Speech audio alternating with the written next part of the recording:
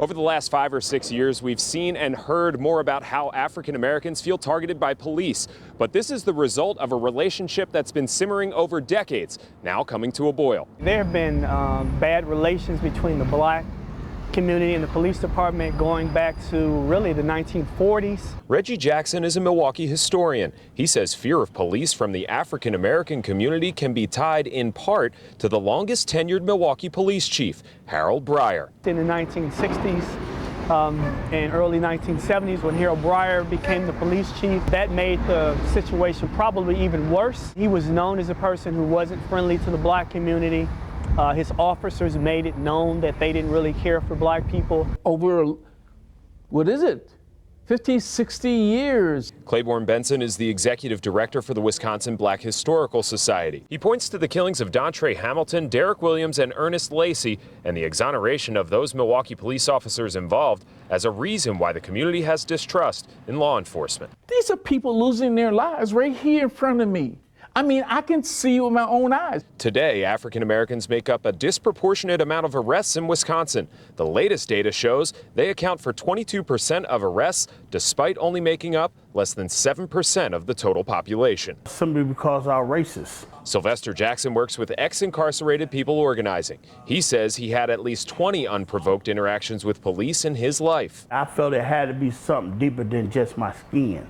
You know, I felt there had to have been something other than just the color. But in essence, that's pretty much is the motivating factor. When it comes to trust, I really don't think that we'll see it in our lifetime. Ray Banks, retired assistant chief with Milwaukee Police, says he grew up in Memphis around the time Dr. Martin Luther King Jr. was killed. Seeing the abusive actions by police officers against protesters during the civil rights movement motivated him to try and make it right.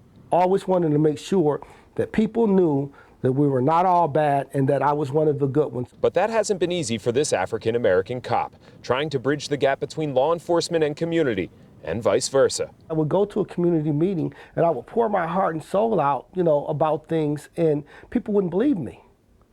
Or there have been times when I go and I try and talk to my peers or just any officers, and I try and talk to them about the community's viewpoint, and it's a struggle trying to get that across. The damage that those few bad apples do is inestimable. Eric Moore is a retired Milwaukee police captain.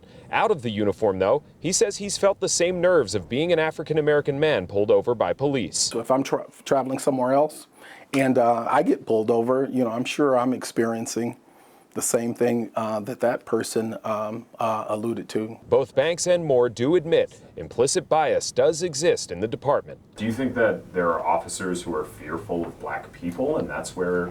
Absolutely. Yeah? Yes. Absolutely. Yes, undoubtedly. Not everyone. Okay, so we're not going to paint all police officers with a broad brush, but there is a subset who most certainly see that the dark hue of someone's skin as something to be feared and not trusted. Banks does believe a more diverse police force can help. Right now, 17.2% of Milwaukee's police are African American, while the total population of African Americans is nearly 39% in the city. Though he says that won't be the only thing to solve the issue. The whole system has to change where we are adjusting to each other, because it's a two-way street.